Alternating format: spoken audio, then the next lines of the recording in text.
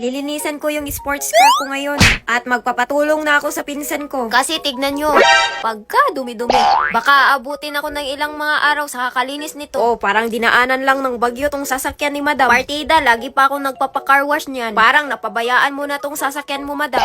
Isa pa tong mga angkan ko. Tuwing sasakay, kung ano-ano na lang yung kinakain dito. Kung ano-ano lang din yung nilalagay. O eto pa, tinaihan pa ng mga endangered species. Na-curious nga si madam kaya inamoy niya pa. Buti na lang, wala pang butas tong leather na upuan. Lagi kasi namin nilalagyan ng cover yung seat. Tinanggal na namin para mapalitan na. Kasi nagkabutas-butas na. Naabutan ko nga itong buong pamilya ng pinsan ko. Magja-jogging daw sila. Kaya pala magja-jogging kasi bago yung sapatos. Ang sarap ngang sumama pero may obligasyon pa pala ako dito. Bago nga pagandahin namin yung loob ng sasakyan. Syempre, lilinisan muna namin. Tinanggal na lahat yung cover ng seat. Eto na nga yung pinsan ko yung gumawa. Kasi pagkahirap-hirap tanggalin ito, nakakabubo. Meron sanang vacuum na chargeable. Pero gusto ni madam yung mahihirapan talaga siya eh. Kanina pa nga ito nagrereklamo tong pinsan ko kasi nangangalay na daw siya sa kakawalis. Abay, wala siyang magagawa. Hindi din kasi nag-iisip tong si madam eh.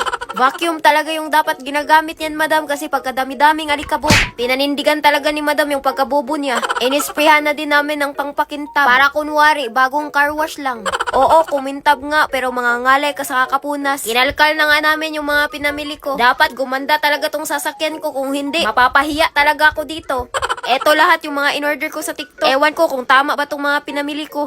Ang una na nga naming nilagay, itong ang mat ng sasakyan. Buti na lang, andito yung pinsan ko. Kung si madam lang, nako, nagkabaliktad na to sa paglalagay.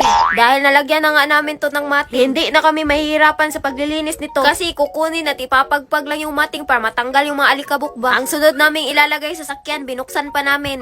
Sa dami kasi ng mga in-order ko, hindi ko na alam kung ano yung isusunod. Sakto din kasi yung nabuksan ng pinsan ko, yung cover ng seat. Kaya binihisa na kagad ni madam itong upuan. Buti na lang, hindi ako nagkamali sa size. Kasi fit na fit sa upuan ng sasakyan ko. Lahat ng upuan, binilhan ko ng cover. Kasi kawawa yung leather seat ko sa mga pamangkin ko. Nagtulong-tulong na nga kami dito. Kasi medyo mahirap pala tong ilagay. Pati yung manibela, nilagyan ko na din ng cover.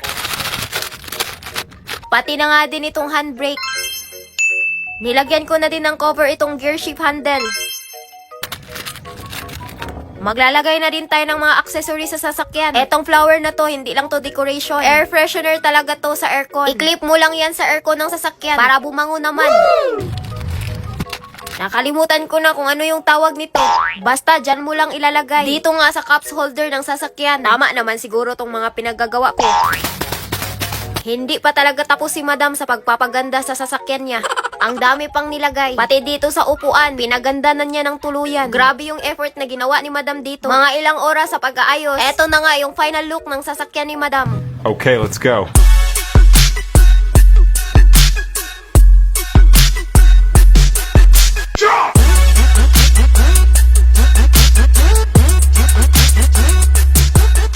Grabe, sobrang happy ni madam sa result.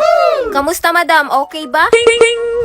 Pwedeng-pwede ka nang gumala, madam. Hindi ko akalaing kaya pang pagandahin tong sasakyan niya. Abay, nakakamadam talaga yung sasakyan niya ngayon. Natapos din itong misyon na ito.